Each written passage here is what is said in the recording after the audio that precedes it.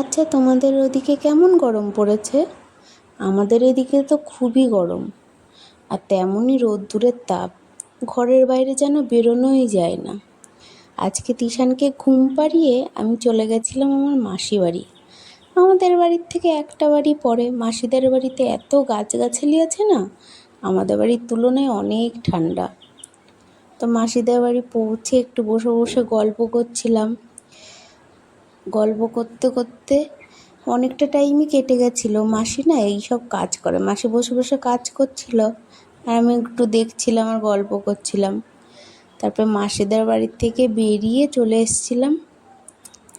এত রোদ্দুর, মানে হাঁটতে গিয়েও মনে হচ্ছে যেন মাথাই যন্ত্রণা করছে রোদ্দুরের তাপে। চারিদিক রাস্তাঘাট পুরো ফাঁকা। বাড়ি এসে দেখি তিশান দিদুনের সাথে এখনও ঘুমু দিচ্ছে। আমার একটু ঘুম ঘুম পাচ্ছিল। এই গরমকাল হলেই কেমন দুপুরের দিকে একটু ঘুম ঘুম পায়। তো এবার ঘুমাবো কি ঘুমাবো না বুঝতে পারছিলাম না, আর সেরকম গরমও লাগছিল। আমি যে গরমকালে কতবার গা ধুই বলার মতন না। তো এবার ভাবছিলাম এখনই ঘুমাবো কি ঘুমাবো না। তো একটুখানি ওই পেস্ট্রি ছিল, তো পেস্ট্রি নিয়ে বসে একটু খেয়ে না আমি না ঘুমিয়ে পড়েছিলাম। ঘুম থেকে উঠে মা একটা তরমুজ দিল, বসে বসে তরমুজ খাচ্ছিলাম আর ওদিকে তিশান খেলা করছিল। ওকে দেখছিলাম আর ওকে ডাকছিলাম, ও বারে বারে বাইরে চলে যাচ্ছিলো। আর বাইরে এখনও এত রোদ্দুর, মানে বেরোনো মানে খুবই মারাত্মক বিষয় রোদ্দুরে যাওয়া। তো ওকে চেঁচিয়ে চেঁচিয়ে ডাকছিলাম। তো একটু রোদ্দুর কমে গেলে আমি আর তিশান বাইরে বেরিয়ে পড়েছিলাম।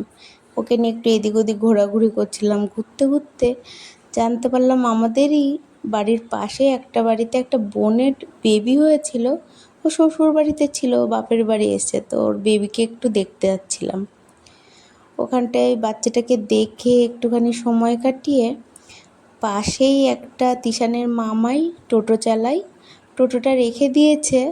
তিশান গিয়ে উঠে বলছে, মা চলো বুগাড়িতে উঠি। আমি আবার টাটা করছিলাম।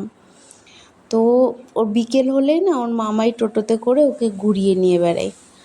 ও সেই জন্য অপেক্ষা করছিল কখন মামাই আসবে। মামাই স্নান করছিল, তো আবার ওখান থেকে নেমে সামনে চলে গেছে, ও একা একা টোটো চালাবে। বিকেল সন্ধ্যার আগে আগে আমি একটু বাইরে দিয়ে হাঁটছিলাম। আর এত গরম পড়ে, গরমের স্পেশাল ডিনার পান্তা ভাত, কাঁচা লঙ্কা, পেঁয়াজ আর সাথে আম ডাল, আর একটা মিষ্টিও ছিল। ভিডিওটা ভালো লাগলে লাইক করে দিও। টাটা।